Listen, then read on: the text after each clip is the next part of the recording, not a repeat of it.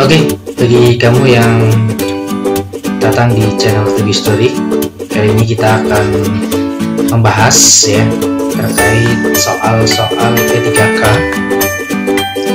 Untuk kali ini ada 10 soal yang kita akan bahas. Pertama, soal-soal HOTS merupakan asesmen yang berbasis situasi nyata dalam kehidupan sehari-hari, di mana peserta didik diharapkan dapat menerapkan konsep-konsep pembelajaran di kelas untuk menyelesaikan permasalahan nyata dalam kehidupan kontekstual yang dihadapi oleh masyarakat dunia berhubungan dengan lingkungan hidup, kesehatan, kebumian dan ruang angkasa, serta pemanfaatan ilmu pengetahuan dan teknologi dalam berbagai aspek kehidupan. Berikut ini yang termasuk karakteristik asesmen kontekstual kecuali. Nah, ini yang ditanyakan kecuali ya. Ada yang A, relating assessment berhubungan langsung dengan konteks pengalaman kehidupan nyata. Yang B, experiencing ditekankan kepada penggalian exploration, penemuan, discovery, dan penciptaan, creation. Yang C, applying, menuntut kemampuan peserta didik dalam menerapkan ilmu pengetahuan yang diperoleh di dalam kelas untuk menyelesaikan masalah-masalah nyata. Yang D, communicating, menuntut kemampuan peserta didik mampu mengkomunikasikan kesimpulan model pada kesimpulan konteks masalah. Dan yang E, transferring, menuntut kemampuan peserta didik memahami konsep-konsep pengetahuan. Nah, jawaban yang tepat adalah yang E ya. Nah, di sini adalah konteksnya yang diharapkan itu menerapkan konsep-konsep pembelajaran di kelas untuk menyelesaikan masalah. Jadi yang tepat adalah transferring ya, menuntut kemampuan peserta didik memahami konsep-konsep kontekstual jawabannya. Nah ini Nah pembahasannya di sini nih. Pembahasannya ada 5 karakteristik asesmen kontekstual yang disingkat REACH. Yang pertama, relating itu asesmen berhubungan langsung dengan konteks pengalaman kehidupan nyata, real ya, atau nyata. Kemudian yang kedua, experiencing ditekankan kepada penggalian exploration atau penemuan, discovery, dan penciptaan, creation, kreatif ya maksudnya. Kemudian yang ketiga, applying itu menuntut kemampuan peserta didik dalam menerapkan ilmu pengetahuan yang diperoleh di dalam kelas untuk menyelesaikan masalah-masalah nyata. Yang D, communicating, menuntut kemampuan peserta didik mampu mengomunikasikan kesimpulan model pada kesimpulan konteks masalah. Dan yang kelima, transferring, ini menuntut kemampuan peserta didik mentransformasi konsep-konsep pengetahuan dalam kelas ke dalam situasi atau konteks baru. Nah, next berikutnya ya, kita bahas soal yang kedua. Pada pembelajaran tema Bumiku kelas 6 SD, mata pelajaran IPA tentang gerhana bulan, diperoleh hasil evaluasi pembelajaran dari 30 peserta didik, terdapat 10 anak yang tidak memenuhi batas ketuntasan minimal. Nah, program remedial yang tepat dalam kasus tersebut adalah yang A, memberikan bimbingan secara kelompok menggunakan lembar kerja peserta didik. Yang D, memberikan tugas latihan dengan pemanfaatan tutor sebaya. C, memberikan tugas individu membuat gambar gerhana bulan disertai penjelasan. D, memberikan pembelajaran ulang di kelas. E, menjelaskan kepada peserta didik satu persatu. Jawabannya yang B ya.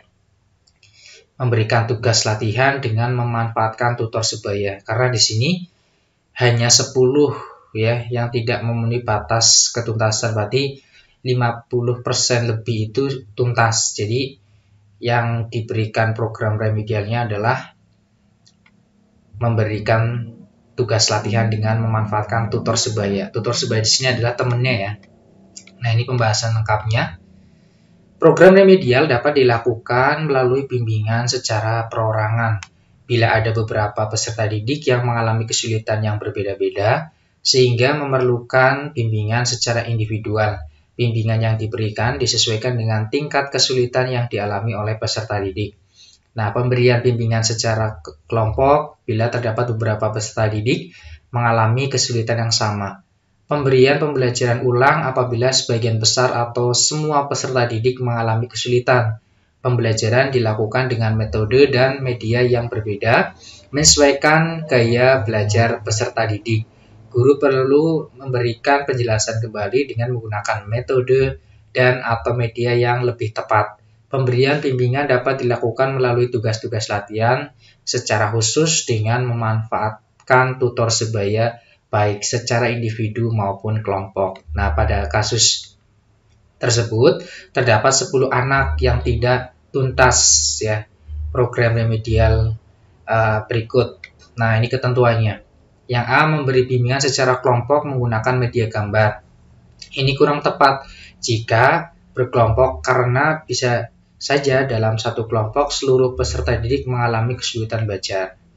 Kemudian kalau yang B, memberikan tugas latihan dengan memanfaatkan tutor sebaya, ini tepat dilakukan karena bisa menghemat waktu dan mengefisienkan sumber daya yang ada. Dalam waktu yang sama, seorang guru bisa membantu kelompok siswa yang belum mencapai ketuntasan belajar dan juga kelompok siswa yang sudah mencapai ketuntasan belajar. Kelompok siswa yang sudah tuntas bisa menjadi tutor bagi teman sebayanya. Yang belum tuntas diharapkan dengan diajarkan oleh tutor sebayanya. Kelompok yang tadi tuntas itu, yang belum tuntas ya maksudnya, itu lebih nyaman dalam belajar dan tidak sungkan dalam mengemukakan kesulitan belajar. Kelompok siswa yang sudah tuntas diharapkan memperoleh pengalaman baru dan wawasan dalam belajar.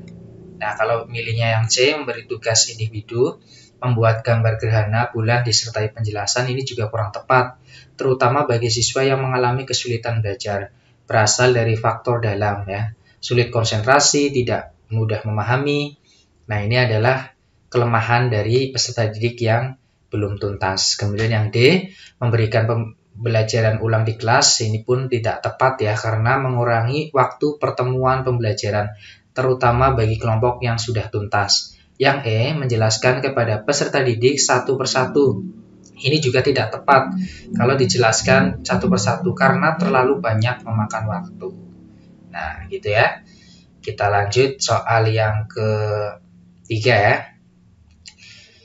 Pembelajaran remedial dimulai dari identifikasi kebutuhan peserta didik. Kebutuhan peserta didik ini dapat diketahui dari analisis kesulitan belajar peserta didik dalam memahami konsep-konsep tertentu.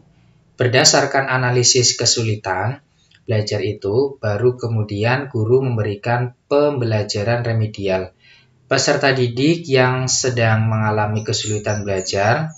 Nah, berikut ini yang bukan instrumen untuk mengatasi kesulitan belajar peserta didik adalah yang A, tugas portofolio, yang D, wawancara, yang C, tes kepribadian, yang D, kunjungan ke rumah, yang E, observasi.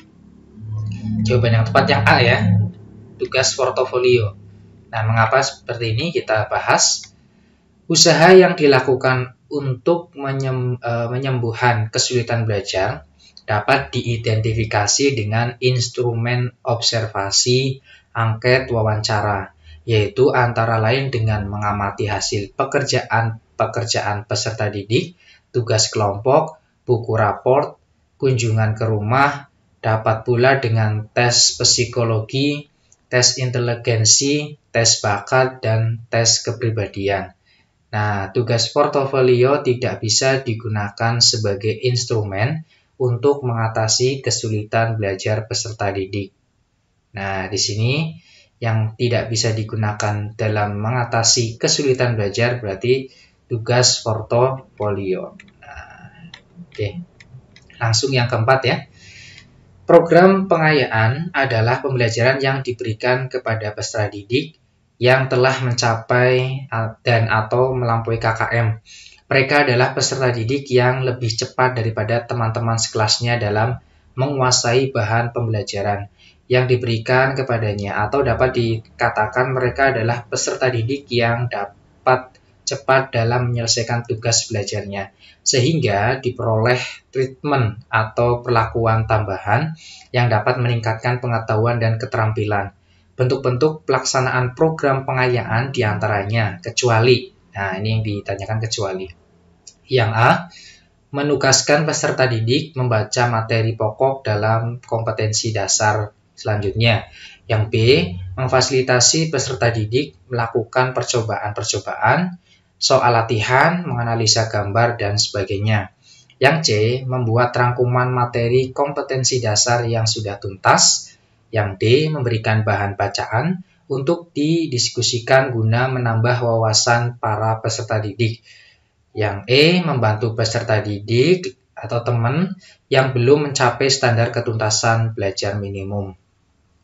Nah, ini yang bukan bentuk pelaksanaan program pengayaan adalah yang C ya, membuat rangkuman materi kompetensi dasar yang sudah tuntas. Nah, pembahasannya, membuat rangkuman itu tidak tepat digunakan sebagai pelaksanaan program pengayaan karena tidak menambah pengetahuan lebih lanjut bagi peserta didik. Next, kita bahas yang kelima ya. Program pengayaan adalah pembelajaran yang diberikan kepada peserta didik yang telah mencapai dan atau melampaui KKM. Mereka adalah peserta didik yang lebih cepat daripada teman-teman sekelasnya dalam menguasai bahan pelajaran yang diberikan kepadanya, atau dapat dikatakan mereka adalah peserta didik yang dapat cepat dalam menyelesaikan tugas belajarnya, sehingga diperlukan treatment atau perlakuan tambahan yang dapat meningkatkan pengetahuan dan keterampilan.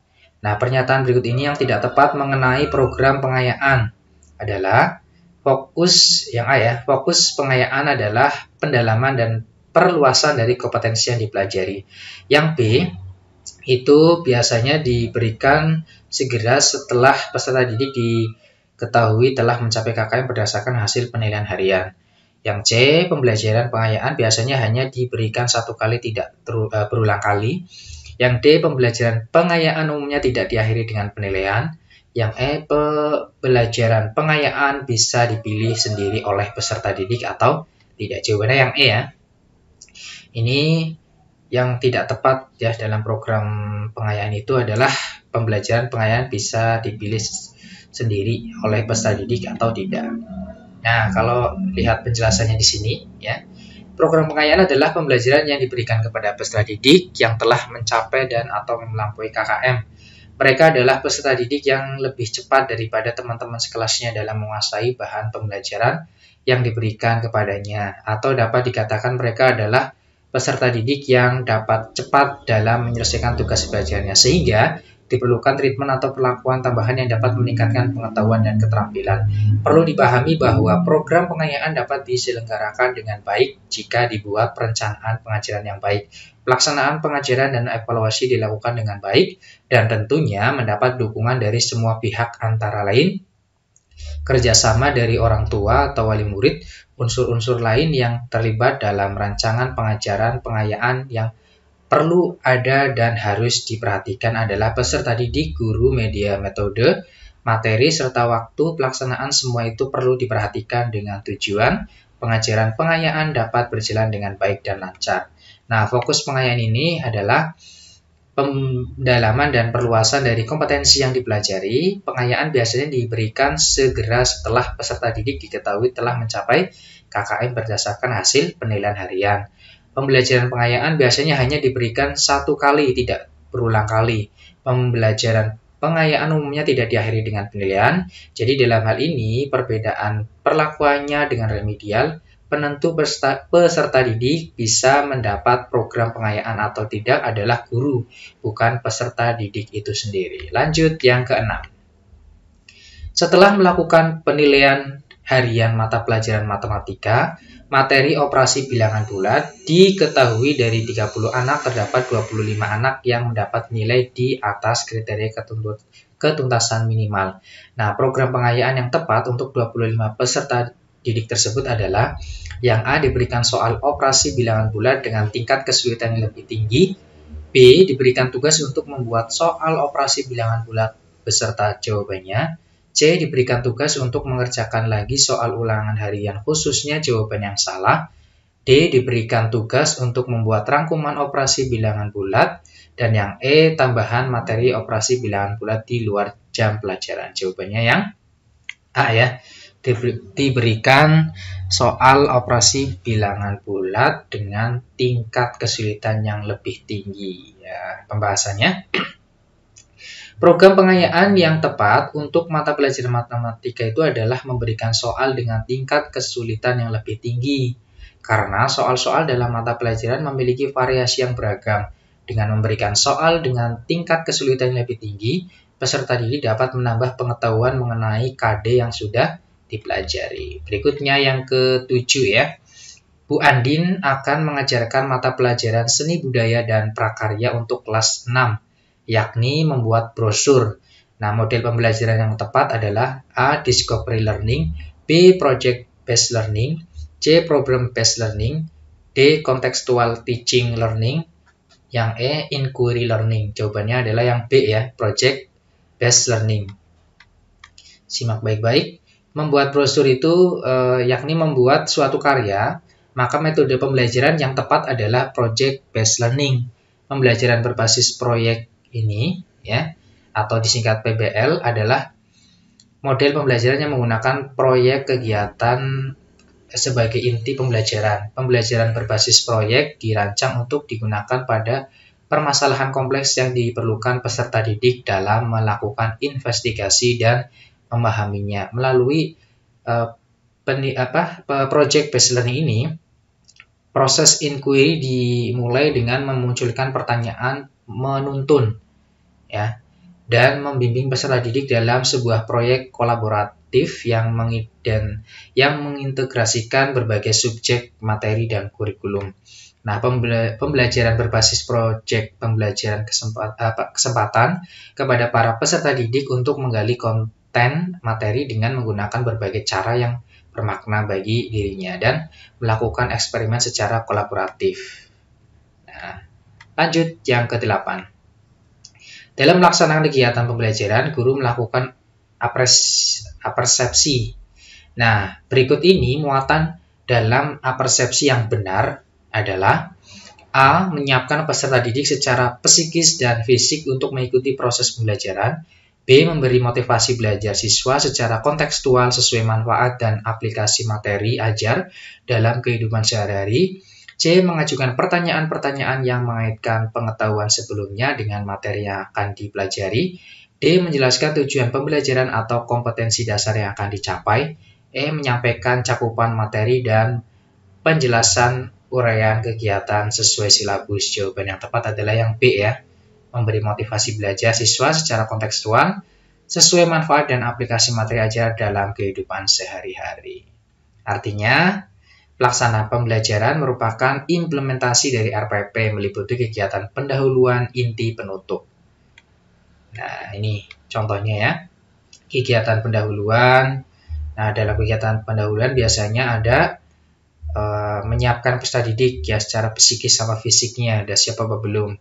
Kemudian memberikan motivasi, mengajukan pertanyaan-pertanyaan yang berkaitan dengan materi sebelumnya, menjelaskan tujuan pembelajaran yang akan dicapai, kemudian menyampaikan materi penjelasan uraian sesuai dengan silabus. Nah, inti kegiatan atau kegiatan intinya itu memuat tentang model pembelajaran, metode pembelajaran, media pembelajaran, dan sumber belajar yang disesuaikan dengan karakter peserta didik. Kemudian ada penilaian pendekatan tematik ya, atau tematik terpadu, saintifik, inquiry, dan lain-lain.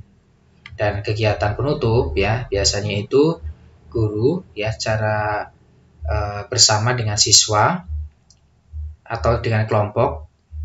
Yang pertama itu memberikan manfaat belajar pada saat itu, memberikan umpan balik terhadap proses hasil belajar, melakukan tindak lanjut atau evaluasi atau tugas, dan yang terakhir biasanya ada kesimpulan atau menginformasikan rencana kegiatan selanjutnya. Next, berikutnya yang ke-9. Dalam standar proses tahapan pembelajaran terdiri dari penyiapan perangkat pembelajaran, pelaksanaan pembelajaran, dan penilaian pembelajaran. Tahapan pelaksanaan pembelajaran meliputi kegiatan pendahuluan, kegiatan inti, dan kegiatan penutup.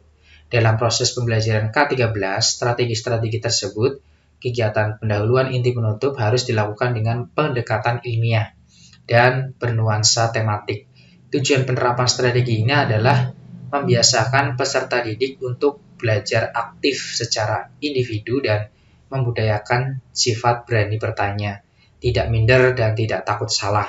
Strategi ini dapat digunakan dalam model pembelajaran discovery learning, problem-based learning pada saat kegiatan menanya. Nah, strategi pembelajaran yang dimaksud adalah apa? Nah, yang A, poster session, B, small group discussion, C, the power of 2 and 4 information, yang D, short point, counterpoint, yang E, everyone is a teacher here.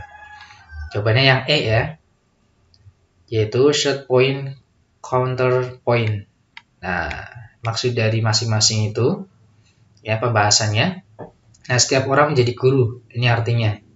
Nah, strategi ini berarti setiap orang di kelas diposisikan bisa menjadi seperti guru. Tujuan penerapan strategi ini adalah membiasakan peserta didik untuk belajar aktif secara individu dan membudayakan sifat berani bertanya, tidak minder dan tidak takut salah. Strategi ini dapat digunakan pada model pembelajaran discovery learning, problem-based learning pada saat kegiatan menanya. Nah, langkah-langkah penerapannya antara lain, bagikan kertas kepada setiap peserta didik dan mintalah mereka untuk menuliskannya. Ya, sebuah pertanyaan tentang materi pokok yang telah atau sedang dipelajari atau topik khusus yang ingin mereka diskusikan dalam kelas. Yang B, kumpulkan kertas-kertas tersebut, dikocok dan dibagikan kembali secara acak kepada masing-masing peserta didik dan diusahakan pertanyaan tidak kembali kepada yang bersangkutan. Yang C, mintalah mereka membaca memahami pertanyaan di kertas masing-masing sambil memikirkan jawabannya. D, undang sukarelawan untuk membacakan pertanyaan yang ada di tangannya. Artinya, untuk menciptakan budaya bertanya, upayakan motivasi siswa untuk angkat tangan bagi yang siap membaca tanpa langsung menunjuknya. Yang E, mintalah dia memberikan respon atau jawaban atau penjelasan atas pertanyaan atau permasalahan tersebut. Kemudian mintalah kepada teman sekelasnya untuk memberi pendapat atau melengkapi jawabannya. Yang F, memberikan apresiasi terhadap setiap jawaban atau tanggapan, siswa dapat termotivasi dan tidak takut salah. Kembangkan diskusi secara lengkap atau lebih lanjut dengan cara siswa bergantian membacakan pertanyaan di tangan masing-masing sesuai waktu yang tersedia. Nah, guru melakukan kesimpulan, klarifikasi, dan tindak lanjut di akhir kegiatan. Next, yang terakhir, yang ke-10, fungsi kalender pendidikan atau KALDIK dalam kegiatan pendidikan atau pembelajaran kecuali mendorong efektivitas dan efisien proses pembelajaran di sekolah, B, menyelaraskan ketentuan mengenai hari efektif dan hari libur sekolah, C, persiapan dalam mengajar agar lebih rapi dan terorganisir, D, pedoman dalam menyusun kegiatan pembelajaran di sekolah, dan yang E, pedoman menyusun program tahunan. Jawabannya adalah yang C ya, persiapan dalam mengajar agar lebih rapi dan terorganisir. Nah, fungsinya ini nih, di antara fungsi KALDIK dalam kegiatan pembelajaran, ya, ini yang bukan. Di antara yang 5, berarti yang selain itu adalah yang bukan. Nah, demikian untuk latihan ya atau pembahasan soal P3K. Semoga bermanfaat, tetap semangat dan optimis meraih prestasi. See you next time.